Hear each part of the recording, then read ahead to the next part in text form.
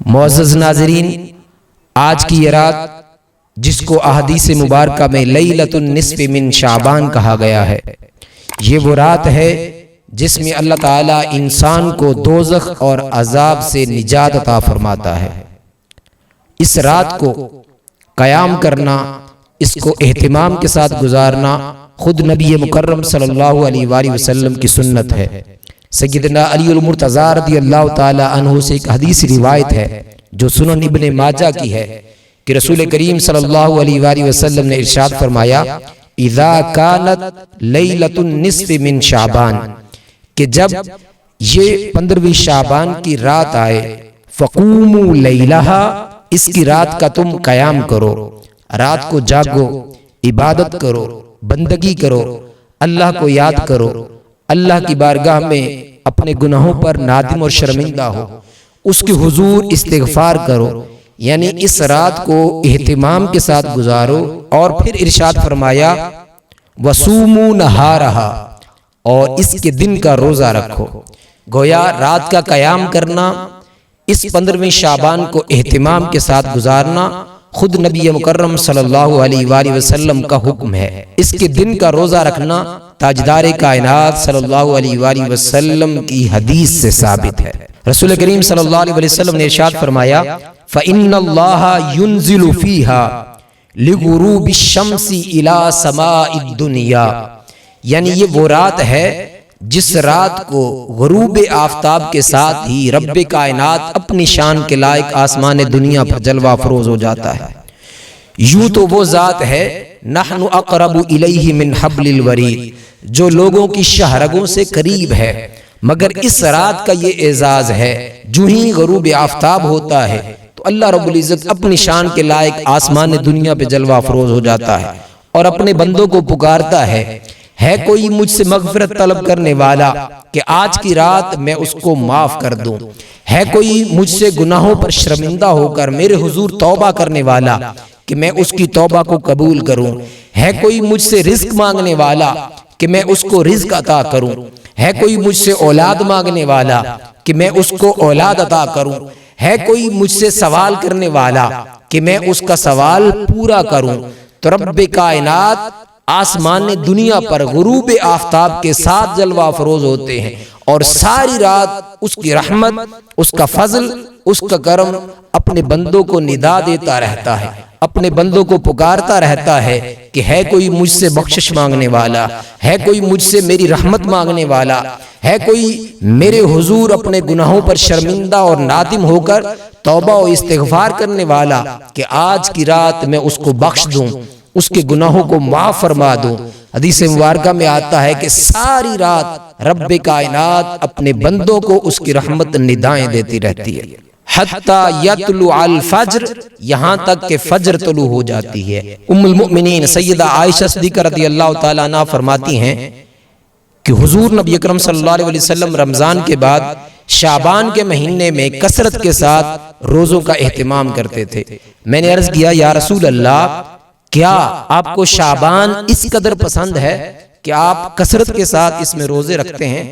اس پر رسول کریم صلی اللہ علیہ وآلہ وسلم نے ارشاد فرمایا کہ اے عائشہ،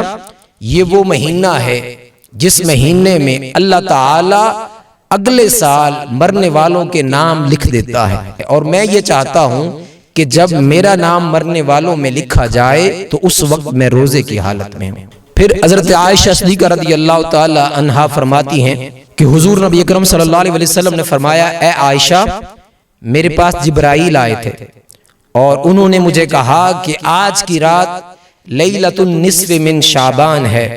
اور یہ وہ رات ہے جس رات کو رب کائنات اپنے بندوں کو، انسانوں کو اپنی رحمت سے، اپنے فضل سے دوزخ سے اور عذاب سے نجات عطا فرماتا ہے۔ اللہ تعالیٰ اتنی کثیر تعداد میں لوگوں کو معاف فرماتا ہے جتنی بنو کلب کے بکریوں کے بال ہیں۔ گویا اس وقت عرب کے اندر بنو کلب کی بہت زیادہ بکریاں تھیں، سب لوگوں سے زیادہ تھیں، تو حضور نبی اکرم صلی اللہ علیہ وسلم نے فرمایا کہ بنو کلب کی بکریوں کے بالوں کے برابر اللہ رب العزت لوگوں کو معاف فرماتا ہے اور ان کو بخش دیتا ہے۔ اس رات کو اللہ پاک بہت سارے لوگوں کو بخشتا ہے، ماں سوائے چغل خور کے، ماں سوائے مشرک کے۔ اس رات کو اللہ تعالی قطع رحمی کرنے والے، مشرک اور تکبر کرنے والے اور والدین کے نافرمان اور عادی شراب پینے والے کے علاوہ اللہ پاک سب کو بخش دیتا ہے۔ تو معزز ناظرین، آج کی رات کو اہتمام کے ساتھ گزاریے، اللہ رب العزت کے حضور گڑ گڑا کر گزاریے۔ معلوم نہیں کہ ہم اگلے سال کی پلاننگ کر رہے ہوں کہ ہم نے یہ کرنا ہے، ہم نے یہ کرنا ہے، ہم فلاں کام کریں گے، ہم فلاں فنکشن کریں گے، مگر معلوم نہیں کہ ہمارا اگلے سال مرنے والوں میں نام لکھ دیا جا چکا ہو۔ آج کی رات اللہ کے حضور گڑ گڑانے کی رات ہے، آج کی رات اپنے گناہوں پر نادم ہونے کی رات ہے، آج کی رات اللہ رب العزت کو منانے کی رات ہے۔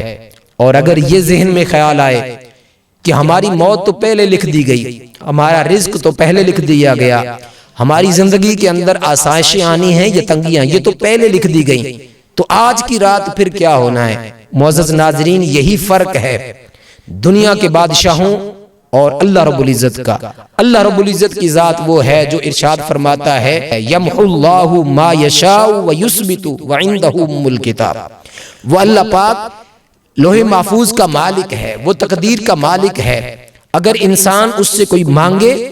تو جو نہ لکھا ہو وہ لکھ بھی دیتا ہے، اور اگر کوئی برا لکھا ہوا ہو اس رات اللہ رب العزت کی بارگاہ میں انسان التجا کرے تو اللہ رب العزت اس کو مٹا بھی دیتا ہے۔ جیسا کہ حدیث مبارکہ میں آتا ہے لا يرد القضاء الا بالدعاء والصدقہ، کہ تقدیر کو کوئی چیز نہیں بدل سکتی ما سوائے صدقہ اور دعا کے۔ تو پتہ یہ چلا کہ یہ دو ہتھیار ایسے ہیں، دعا اور اللہ کی بارگاہ میں خالصتاً اس مالک کو راضی کرنے کے لیے اس کی راہ میں خرچ کیے جانے والا مال۔ گویا یہ دو چیزیں اللہ رب العزت کی تقدیر کو بھی بدل دیتی ہیں۔ تو آج کی رات ہمیں اللہ کے حضور زیادہ سے زیادہ عبادت کرنی ہے اور اس کے حضور التجا کرنی ہے، اس سے رزق مانگنا ہے، اس سے آسائشیں مانگنی ہے، اس رب ذوالجلال سے اپنے گناہوں کی معافی مانگنی ہے، اس سے اولاد مانگنی ہے۔ یہ وہ رات ہے جو اس کی عنایات کی براسات کی رات ہے، یہ وہ رات ہے جس میں رب کائنات اپنی رحمتوں کا نزول فرماتا ہے، یہ وہ رات ہے جس رات کو رب کائنات اپنے فضل کا نزول فرماتا ہے، اور یہ وہ رات ہے جس رات کو رب کائنات خود اپنے بندوں کو پکارتا ہے کہ ہے کوئی مجھے پکارنے والا، ہے کوئی مجھ سے مانگنے والا، ہے کوئی مجھ سے سوال کرنے والا۔ آج کی رات ہمیں رب ذوالجلال کے حضور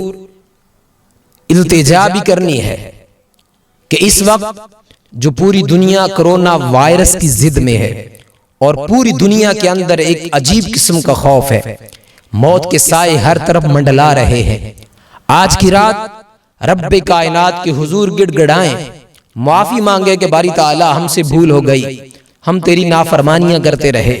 تیری راہ سے دور بھٹکتے رہے، ہم غریبوں، محتاجوں، بیواؤں اور یتیموں پر ظلم ڈھاتے رہے۔ باری تعالی آج کی رات ہم تیری بارگاہ میں معافی مانگتے ہیں اور عہد کرتے ہیں کہ اپنی بقیہ زندگی کو تیری فرما برداری میں گزاریں گے، بقیہ زندگی کو غریبوں، محتاجوں، بیواؤں، بے سہارا کے ساتھ محبت کرتے ہوئے گزاریں گے، بقیہ زندگی کو باری تعالیٰ تیری اطاعت میں گزاریں گے، گناہ نہیں کریں گے، تیری نافرمانی نہیں کریں گے،